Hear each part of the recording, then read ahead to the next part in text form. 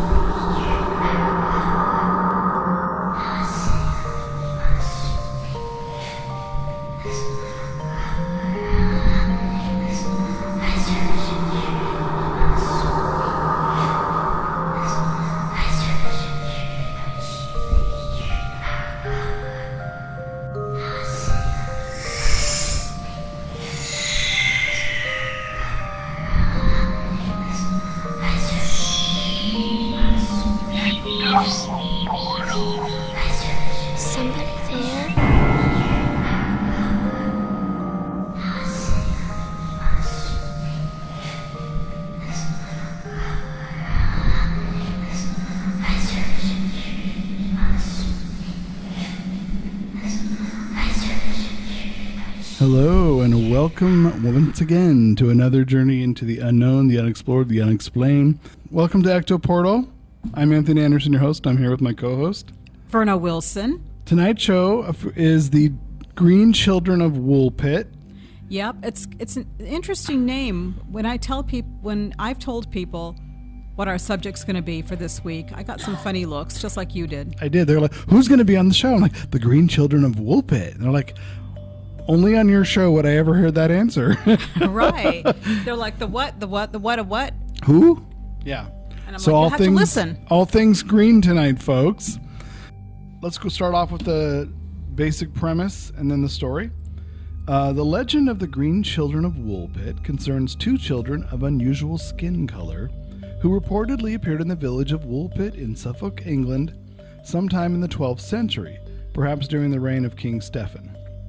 The children, brother and sister, were of generally normal appearance, except for the green color of their skin.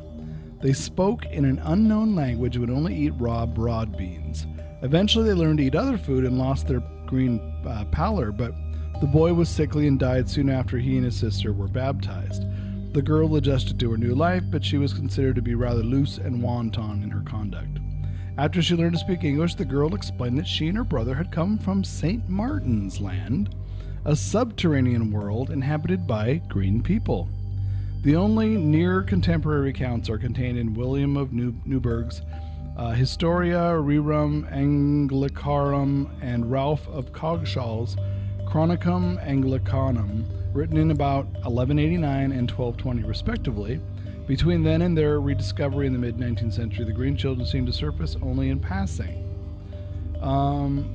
The specific story: one day at harvest time, according to William of Newburgh, during the reign of King Stephen, 1135 to 1154, the villagers of Woolpit discovered two children, a brother and sister, beside one of the wolf pits that gave the village its name, Wolfpit's Woolpit. Now you see where that came from. Their skin was green, and they spoke an unknown language. Their clothing was unfamiliar. Ralph reports that the children were taken to the home of Richard de Calne.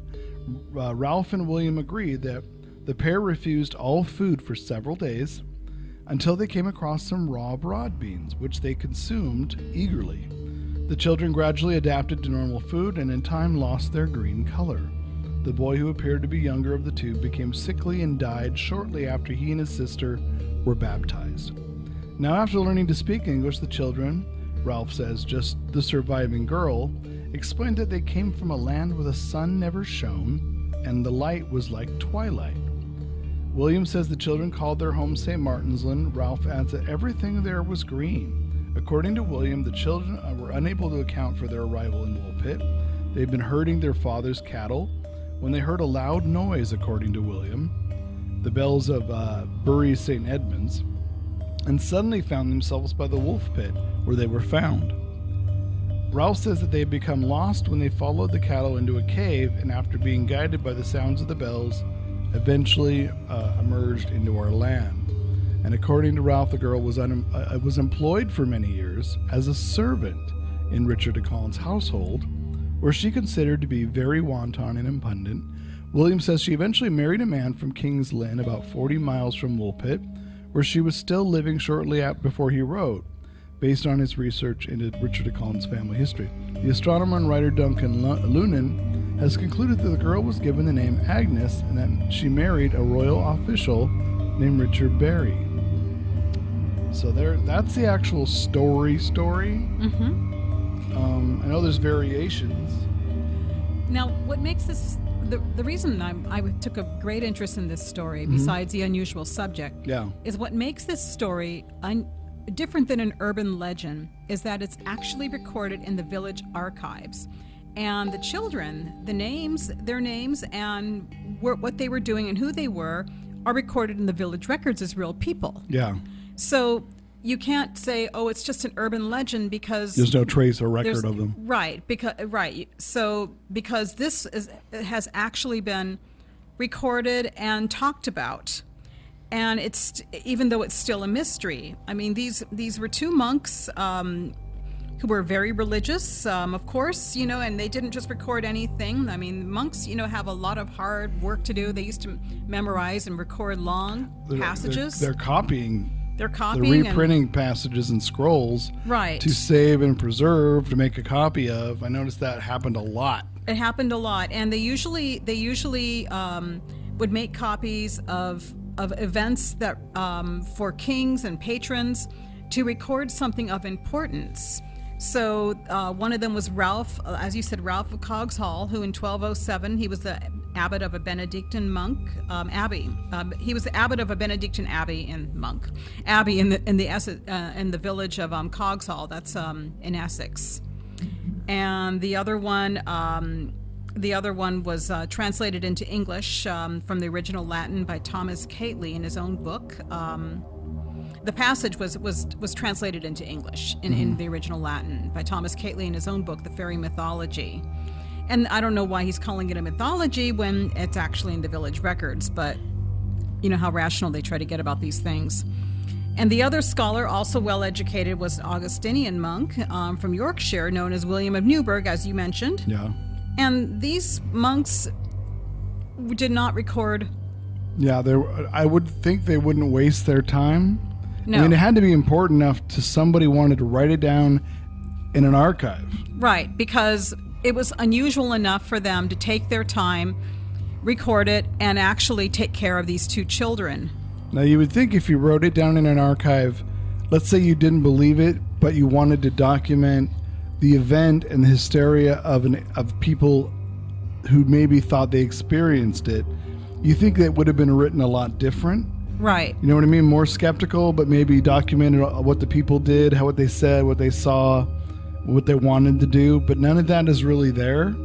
Yeah. It's basically, this is exactly what happened, and that's it. Yeah. They also took the time to describe them. I mean, it's like we say these days, you can't make this shit up. Exactly. Green or otherwise. Now, Woolpit actually has the sign commemorating the event in the actual village. It's this iron engraved sign when you get to Woolpit. And England was such a different place back then. The villages were small and remote, and the forests back in England back then were very untouched. Yeah. And it's interesting. Woolpit was named after Woolpit because they say wolves in England don't exist anymore, so they probably existed then, and probably. Well, that's probably how they trapped them. That's how Imagine they trapped them. To keep them from killing their cattle. Yeah. That's probably how they trapped the wolves. Is dug wolf pits. So they probably killed off the population. Yeah. Exactly. You know what? The thing that makes me wonder about this story is, back then, people pretty much stuck to their village. Yeah. Leaving your village was considered a journey because there's no transportation. Mm-hmm. Most people probably didn't own horses. If you wanted to get somewhere, a lot of families would have to walk. Some probably owned horses, but not everyone. And getting to another town or village isn't so easy back then. It took a lot of preparation. So I'm for sure you to travel somewhere. And I'm sure there's lots of people who've never left their villages. Right. So to have a stranger, two strangers, kids, show up, children too, not just adults. Children, yeah. Just show up, terrified, can't speak English. That's the part that gets me. If you're from the next village over, which is one of the theories that maybe they wandered down somehow through from another village, if they couldn't speak English, you're next door. I'm pretty sure your language is going to be next to your neighbor's. At least in England, it's because it wasn't like it was on the borderline of another country at that time. And English, and back then, people were very clannish, very, very much stuck to their own, and they knew strangers. Everybody knew each other. Yeah. But, especially in a small, and it's like that today in small villages today. Back then, probably more so. And I would imagine monks, and some of these people would know what different dialects are around them. So it's not like maybe it was a different dialect and they just had a hard time understanding it. They flat out said it wasn't even English that they were talking. Now, I know that back then there was a lot of countries that weren't explored or known, and it was suggested that they were probably Flemish children, but that wasn't proved either. So And they said subterranean, like I know there's different theories. One story version said that one said they were in a pit, and that that's where they looked up and they saw the light up above them, the sky, and they were in the pit. Another one says they came out of a cave because they followed church bells.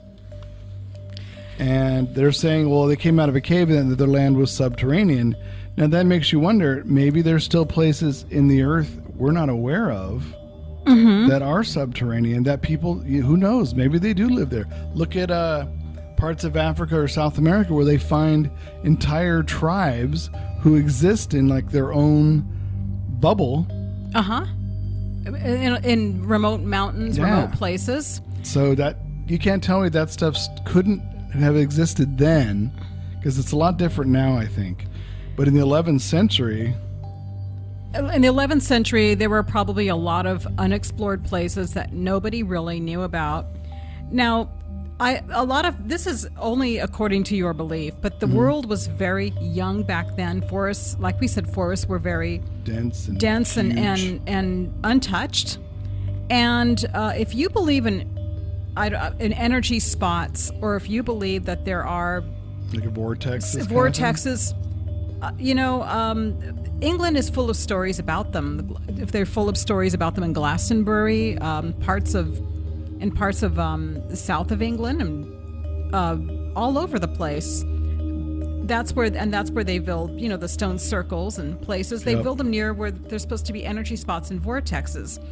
And apparently they were more, from what I heard, they were more visible and more easily accessible back then. Yeah. And of course, if you don't believe in them, you're probably going to think it's a bunch of bull. But if you think it's a possibility, then there's no reason why you can't. They're probably two very sensitive children, probably living in another vortex or dimension that's not known. Well, the sky is twilight, so there's never full daylight, which is probably part of what scared them if they showed up. Right, and the only time I've ever heard about a sky being twilight and where it's all green is people who've had near-death experiences and and a couple of times when I've dreamed of relatives or visiting places. That's what I've seen in a dream. So it's so if we're not talking about the actual physical, we're talking about possibly energy spots where you can pass through. I mean, shamans know how to access this type of thing. And the only thing that throws, a wrench into this wheel is the fact that the children call their land St. Martin's Land. Now, that tells me we have saints. Yeah. They have a religion.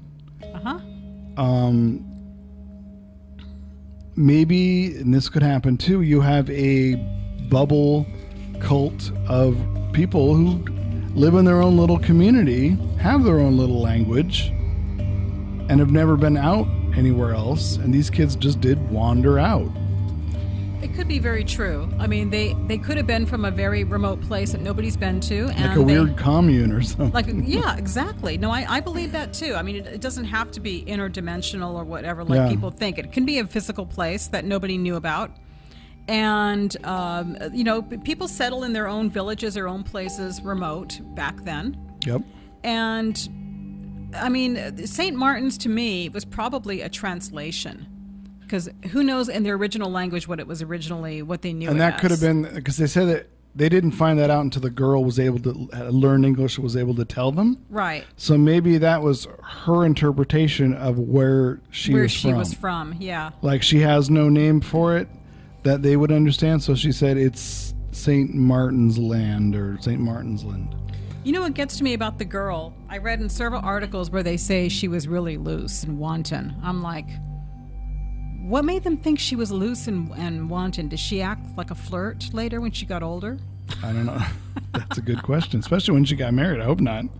And, I mean, maybe it was the way she was raised. Her manners were different, so they think, When they're attributing the green skin. Yeah. They're saying maybe wherever they lived, they eat something that turned their skin green, and the fact that she stopped eating wherever she ate, her skin turned normal color. Who's to say it isn't also the atmosphere? Maybe they were from another dimension. Now that they're in this dimension, her skin changed the pigmentation to match what's here. Right. It's hard to say.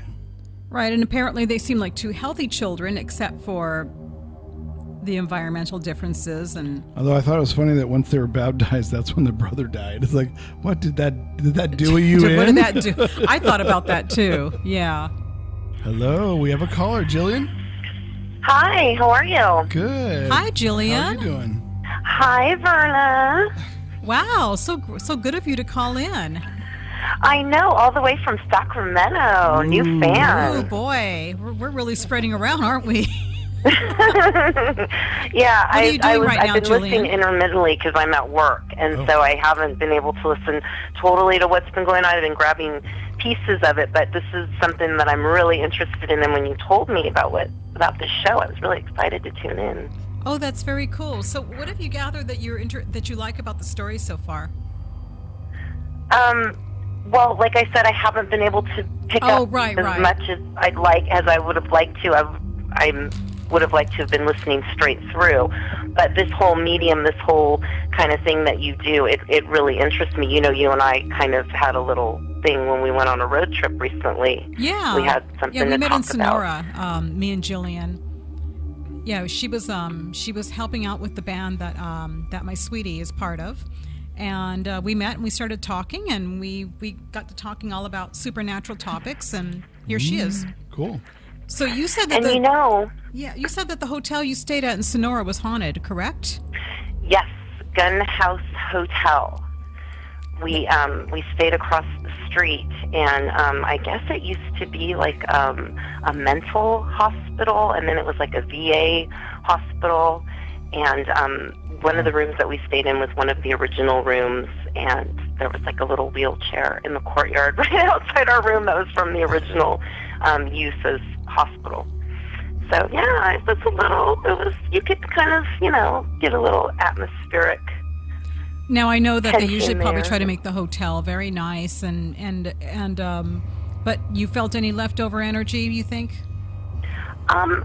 It was weird. I felt like I didn't feel like I was alone in the room when I got there first and I checked in. I didn't feel alone in the room, but I felt very, I'd have to say I had a very comforted feeling. I didn't have any anxiety at all. I had a very comforted feeling, but I didn't feel alone, but I felt okay with that. Oh, so, okay. Okay. Yeah. Well, that's an old town, too. It was interesting. There was a little story, though, about the border. Did you hear about the wallpaper border? no, tell me about that story. I think I might have heard it, but tell me again. Okay, it's kind of interesting. I'm not taking you away from the other. I'm not taking you away from your other story. This was kind of interesting. That's okay. Because our mutual friend David was in the room with me. Right. And Dave. there's there's bordered wallpaper. And we really had, we'd been in the room the whole evening, and we hadn't paid attention to it. And then I'm looking a little closer, just looking at the details of the room, and there's a wallpaper border that goes around the center of the room. And looking closer at it, it's like a book, and there's some flowers, and the pattern keeps repeating. And on the spine of every book, it says David in gold lettering. So that was kind of So strange, David stayed in the David room. was staying in the room. Well, he stayed in the right room then. Synchronicity. But he said he felt pressure. He felt some pressure, like some heaviness at night. He kept waking up and he felt like a heaviness. So he felt something that I wasn't privy to. And then when I noticed that, he just got like a cold sweat and chills. He thought it was just really strange that we hadn't noticed that. And we don't know if it said that when we got there. That's what he was like. What if it just all of a sudden said David? Well, David's not we were really just one being to get that easily spooked. So, yeah, he probably did. I mean, it's an old town. Hotel's been around a long time. It's fun staying in towns like that. I mean, you never know what you're going to experience when you go into an old building or a place that's been around a long time. Definitely very atmospheric. I will say that, yes. It was nice. It was, but stuff like this, I was, like I said, I've been telling my friends here in Sacramento about what you do and the show. And how lovely. I have a best friend, and I remember, she really feels like there's something that follows her, that has followed her since childhood, because I've known her since we were in junior high. And I remember going to her house and her telling me that there was something that lived there in the house with her. And she spoke about it in a childlike way. Huh. And she always felt like, she called it the little green Martian man. And she would always tell us stories about how she would see this little being around. Now, it's funny because she has 5 boys, and they've moved into their own home. And her boys, she never told them about it, but her boys have told her that there's a little man that they know that lives there. And so she feels something has followed her, but she's never had it looked into or anything. So she's really interested in listening to your show, too, because she's never pursued any of this. But I told her it's something, that you should... She should call in one of these times and talk to us about it. We like to hear the different stories from the listeners. Because... You know what? Her and I we're gonna definitely get together next week. She'll have a much more interesting story than I had to share, but okay. we'll get together next week and we'll call in. Her name's Veronica, and we'll call in again from Sacramento. Awesome. That's great. Well, thank you so much for spreading the word, and thanks for calling in. Absolutely. Yeah, thanks for indulging me. It was good talking with you guys. Yeah, thanks, Jillian. And Thank you. And we will be back with the children of Woolpit, but we loved getting your call. Okay, thanks so much. I'll talk with you later. Thank you. Have a good night. Bye, you too. Bye-bye. Well, that was fun. Cool. I love it when the callers call in, tell their experiences. Because remember, some years ago, it was people used to get worried about telling stuff like this. So. I know. You know what's interesting? I noticed a detail. She said it was the little green man. Yeah, that is it. So it kind of goes with what we're talking about, doesn't it? He's a little green Martian man. Jillian, even though you didn't know it, that story kind of goes with what we're talking about. Maybe that man is from St. Martin's Land. Maybe he is. Yeah. Interesting. Yeah. So it's interesting that the topic came up, and it's kind of goes with the story. Yeah. So we were talking about the green color of the skin, and you were going to find out about scientific ways if that's possible, correct? Right. Now, before I get into that part, okay, I was gonna get into the way these children. It has a lot to do with diet. The way these children first ate their food. Right. You can tell that they were vegetarian, or as people would say these days, vegan. But maybe not, because they said they were tending their father's cattle. Oh, I forgot about that part. So, you were absolutely... Well, but could have been for the milk, though. So maybe not vegan, but maybe vegetarian. Maybe it was for the milk. Possibly. Rather than for the meat, I mean, there's different ways of tending cattle.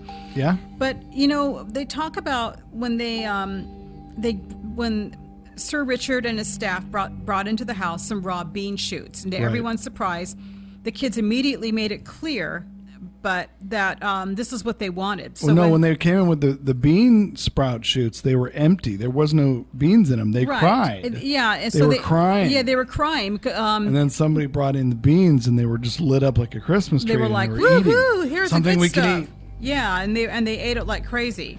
See, I wonder So- now. There's other things that people like. I was reading also, like when you eat lots of carrots, it can give your skin an orange tone. Yeah. So who's to say there isn't a kind of bean that turns their skin green if that's in their main diet? Yeah, beans or Something. something turned their skin green. Now here's the scientific. Here's what can make your skin turn green according to articles that are medical based. They said that a greenish color of the skin is rare and it's considered to be normal, although it's caused by veins that are visible through the skin, as seen with conditions like varicose veins, especially on the legs.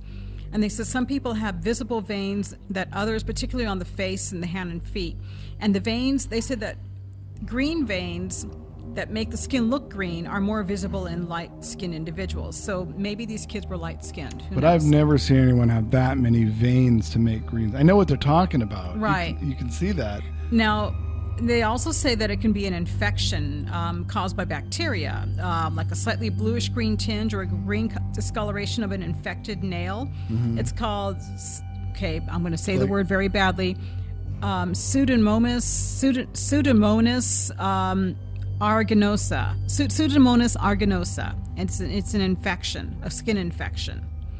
And they say it's a bacterial infection. So I don't know.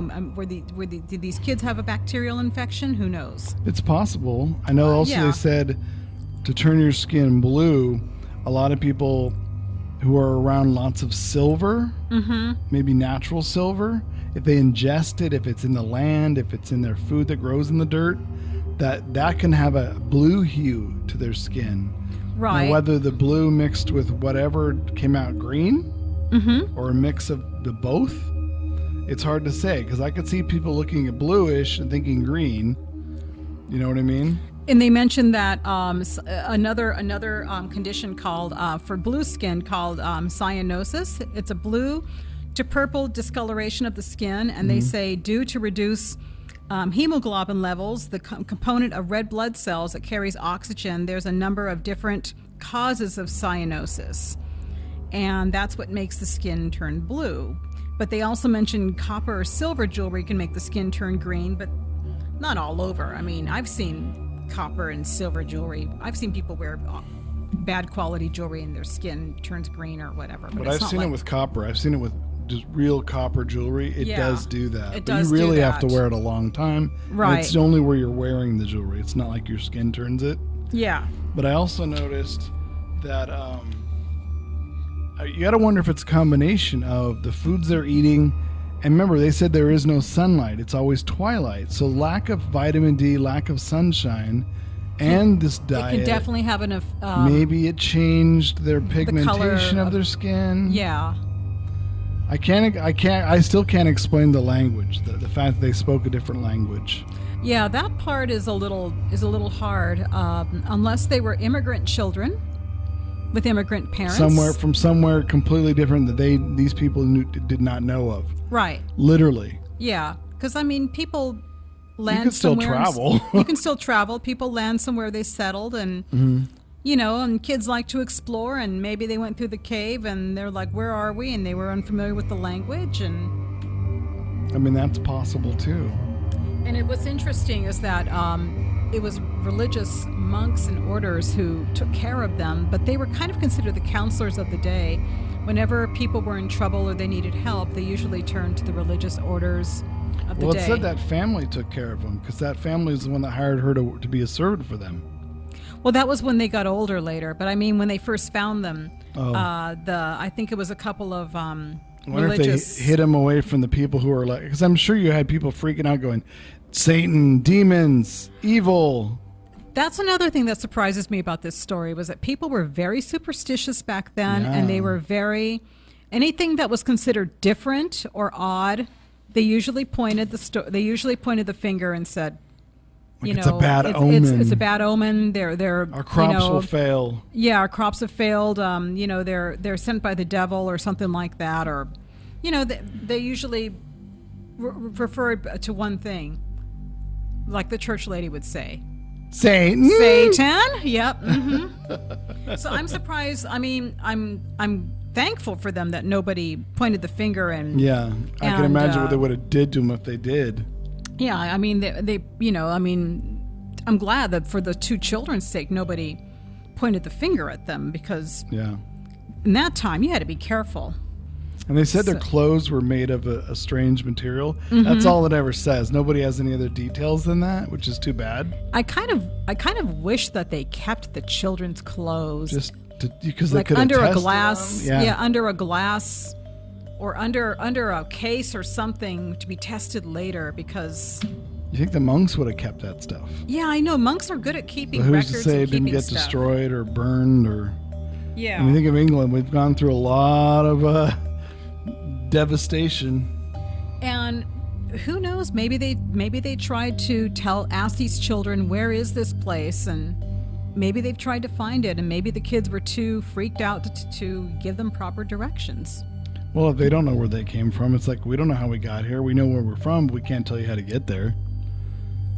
She even, it sounds like as she got older, because after he died when they were baptized, when she grew up, there was very little that she could contribute. Yeah, other I know. Than what they really kind of knew. I know, and I would have liked to have asked her questions. Before you came here, how were you raised?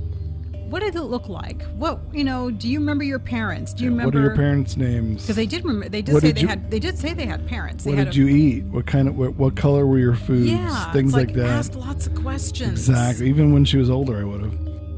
But you were actually talking about something about what may have drawn them to Woolpit, correct? Right. It was the bells of Bury St. Edmunds, which still exists because the cathedral still exists. And I actually found the bells, so I want to play them over the air. So this is what the two green children was what they luring heard. them out of the cave or whatever into Woolpit. So everybody, listen to the bells and tell me if you think this would lure you out of a cave.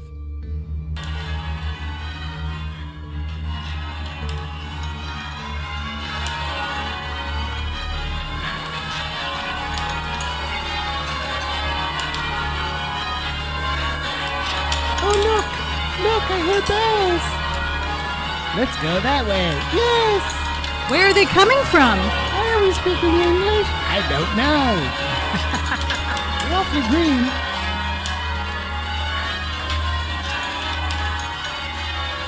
Look, there's a wolf pit. What's a wolf pit? I don't know.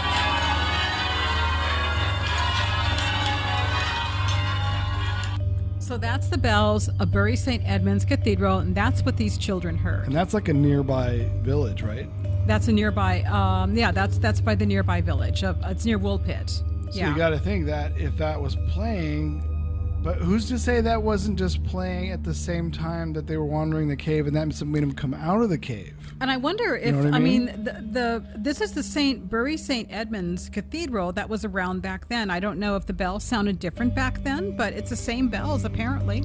Yeah, I'm sure. I know that a lot of places, when they retire bells, they'll record it and do a recording. So, they'll play that. Well, here's another version of it. Let me play another version of these bells.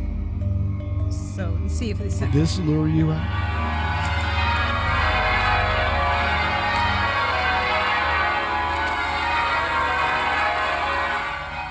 Okay. Sounds pretty much the same. Yeah, it does sound pretty much the same. But that's what That's lured pretty these loud. children. I mean, that would be loud enough. If you were a village over, you'd be really curious, like, what's making that sound? If they don't know what church bells are, which, I got to say, you come from St. Martin's land, but you don't know what church bells are? If you have been, well, think about it though. If they were children living in the country, tending their father's cattle like they claim, Mm-hmm. and there was barely any noise around. I mean, it was a quiet world back then. Yeah, No, you would hear stuff further away. No distractions, and they heard bells. That would be enough to makes a couple children very curious in a very quiet green world. Or, flip side, Yeah. they do have churches where they're from, and they have church bells, and they followed them thinking that was the way, since they were lost, maybe that was the way to their church. Could be. Yeah. I mean, And they're here to explain it. Come on up, kids. No. Get your green butts over here. no, there was an interesting thing about this story that I read, and I wondered how these people came to this conclusion. Mm-hmm. They said in some versions that these children told them that where they were from, it was Christian. That their beliefs were Christian. Yeah. They could have said that for two reasons. It was a remote village, and that's what they said. It was actually a Christian belief that they had, or they were scared to death, so they decided to save their asses. Well, let's look at it this way. When the kids got there, they couldn't have told them it was Christian because they didn't speak English. Right. It was the girl later that said this is where we came from, but by that time she would have been converted to Christian. Right. And maybe her idea of what we had was very similar to this, so we were Christian. Do you know what I'm saying? Yeah. Mm-hmm. Labeling makes it total sort of. sense. It's very similar to what I now am, but we didn't really call it that, but it was the same thing. That would make total sense. It was her version of what she knew what it was, so it was the only way she could describe it. Right. Or this Yeah. backs up the theory that they're just from another village and they just never been out of their village and they stumbled into Woolpit Right. with a crazy dialect that nobody ever heard before. And their green skin And and their green their skin. strange clothes and Well, I know that you got to wonder about the skin pigmentation because I was reading that sometimes it's hereditary. Mm-hmm. Sometimes there'll be different skin hues from just hereditary, your genes from your family. But like you said, back then, if you had illnesses and ailments and things that didn't kill you, mm-hmm. but would be considered a condition, you would know what it was. You'd be like, Right. oh, you look awfully pale. Wow, you look blue. You look kind of green. And you pretty much carried it around unless you found a way to cure or help it. Yeah, it may not Yeah. be a deadly thing, but it'd be enough to you know, it's a ailment sort of, Right. physical ailment. Or, as we mentioned, it could be their diet too, Yeah. and it had an effect on them. Did they poop green too? I didn't read about that.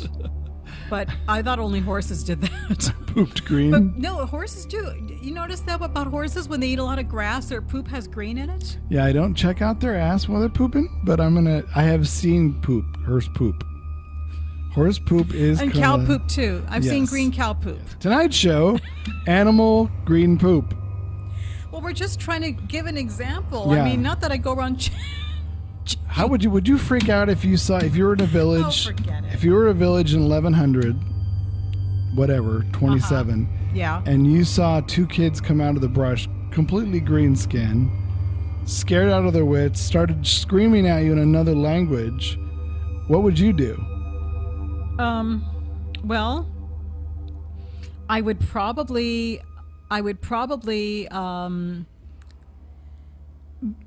well, Ask them, do you poop green? I'm really trying to picture myself in that scenario If you're before I in the answer. yard or you're on the Okay. property. And they look strange and they're talking another Yeah. language. Well, Weird first of all, clothes,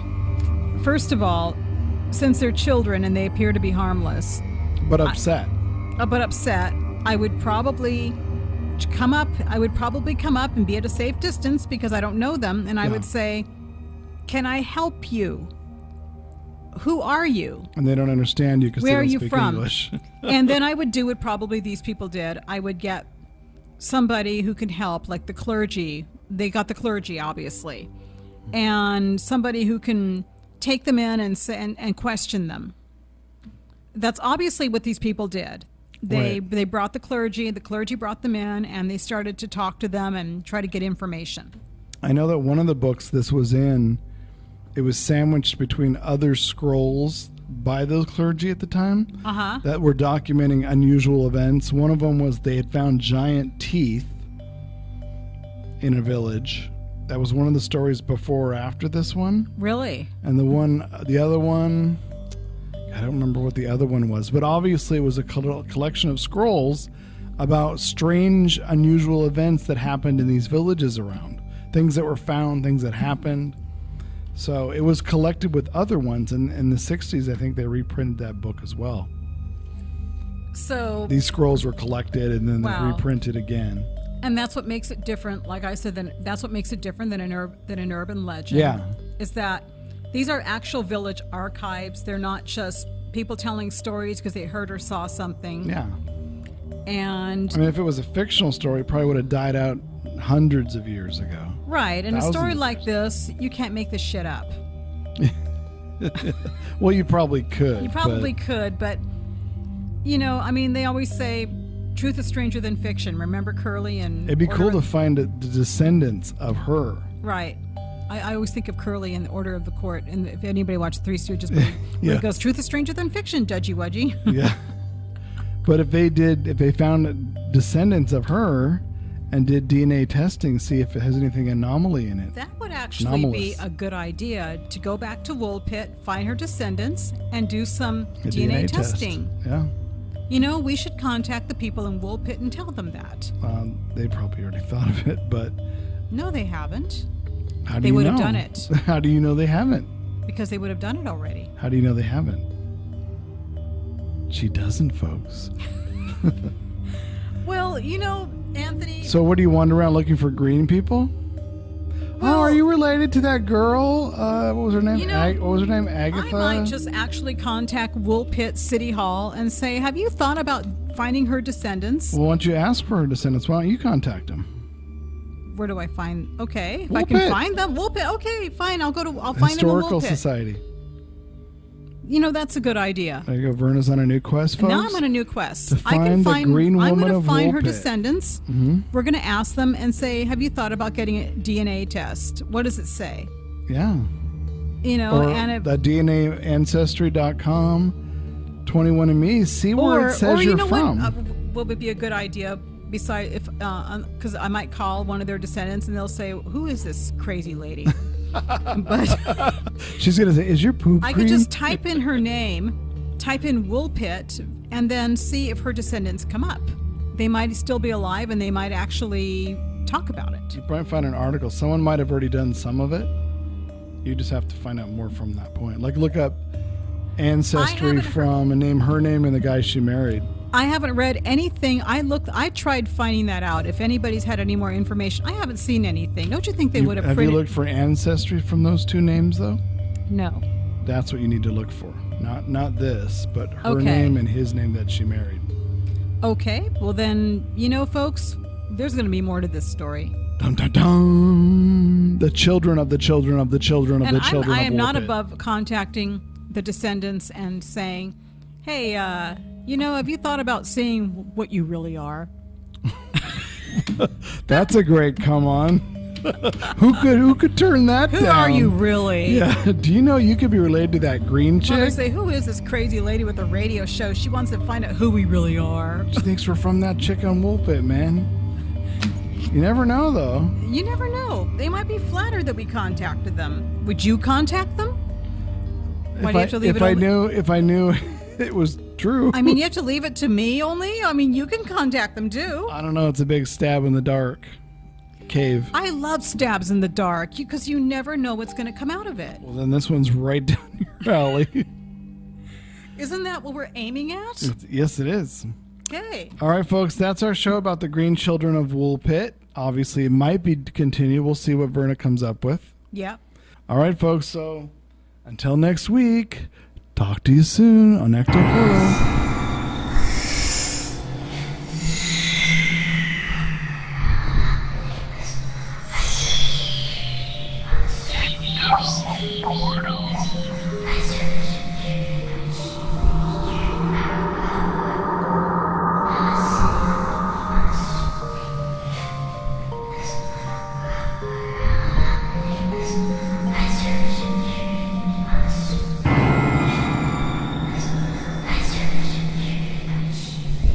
Royalty-free, copyright-free music by Ross Bugden. Royalty-free, copyright-free music by Kevin MacLeod. Incompetech.com. Licensed under Creative Commons.